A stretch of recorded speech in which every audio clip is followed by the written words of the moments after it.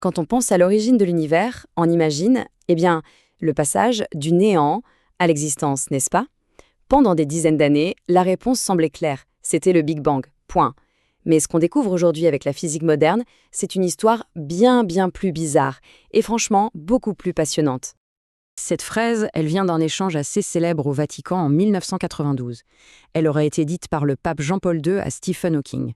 L'idée était simple. D'un côté, la science, qui s'occupe de l'univers en expansion.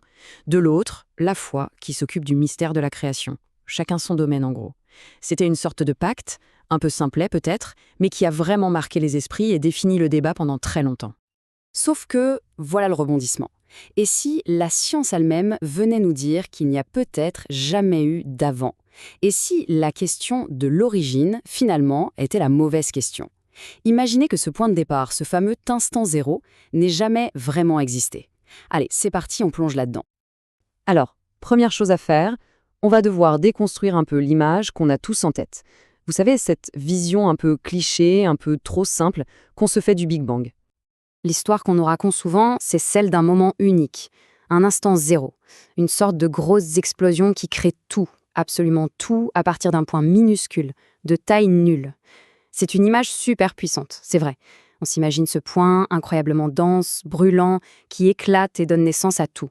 L'espace, le temps, la matière, c'est un peu le que la lumière soit, version scientifique, une idée qui a fini par mélanger la science avec nos vieux récits sur la création.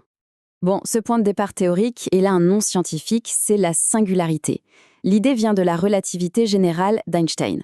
Imaginez qu'on passe le film de l'univers à l'envers. On voit les galaxies qui se ruent les unes vers les autres, tout devient de plus en plus chaud, de plus en plus dense, jusqu'à ce qu'on arrive, en théorie, à ce point, un point de volume zéro avec une densité infinie. Ça, c'est ce que disent les maths. Mais attention, ce n'est pas toute l'histoire, loin de là, parce que c'est là que notre petit voyage dans le temps se heurte à un mur, un obstacle immense, une véritable barrière que notre physique actuelle ne sait pas franchir. Alors, on rembobine. Plus on va en arrière, plus tout se resserre, plus ça chauffe, plus c'est dense. Logique. Mais ce voyage à rebours, il a une fin. On arrive à un moment, mais un moment extraordinairement proche du supposé début. On parle de 10 puissance moins 43 secondes. C'est un chiffre quasi inimaginable. Et là, tout s'arrête. On se cogne au fameux mur de Planck. C'est la frontière de ce qu'on sait. Et c'est là le point essentiel. À ce niveau d'énergie, les belles équations d'Einstein, celles qui nous ont menés jusque-là, elles deviennent fausses. Physiquement fausses. Alors pourquoi ? Parce que les calculs qui prédisent cette singularité sont corrects sur le papier, mais ils ignorent un détail absolument crucial. Dans ces conditions complètement folles, la gravité n'est plus seule à jouer. C'est le monde quantique qui prend le dessus. Donc pour résumer, on a un conflit. D'un côté, la relativité générale, qui nous parle d'une singularité parfaite, avec des températures et des densités infinies. Des infinis, ça, en physique, ça sent rarement bon. Et de l'autre, la réalité physique, qui nous hurle qu'à cette échelle microscopique, ce sont d'autres lois qui dictent le jeu, les lois quantiques. Des lois que la théorie d'Einstein ignore complètement. Pour passer ce mur, il nous faut donc autre chose, une nouvelle physique. Et pour trouver la clé de cette nouvelle physique, on va devoir faire un petit détour. Un détour par une autre grande crise qui a secoué la science, mais bien avant, à la toute fin du 19e siècle. À l'époque, les physiciens butaient sur un problème qui paraissait simple.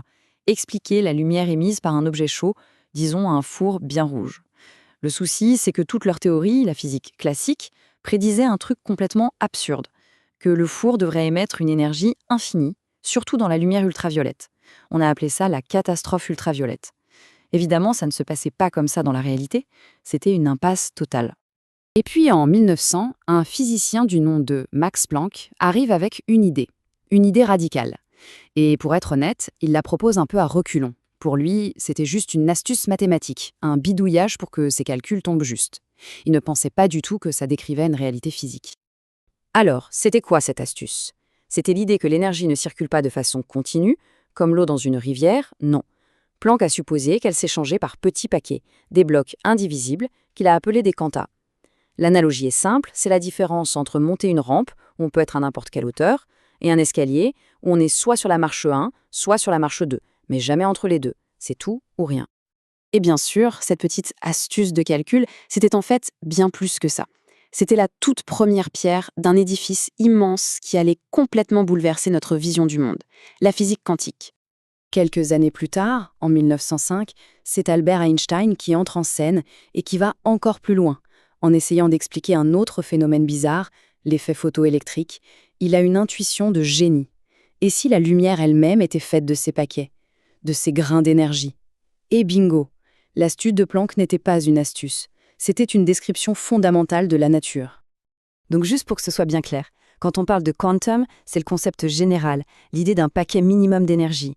Et quand ce paquet concerne la lumière, on lui donne un nom spécifique, le photon.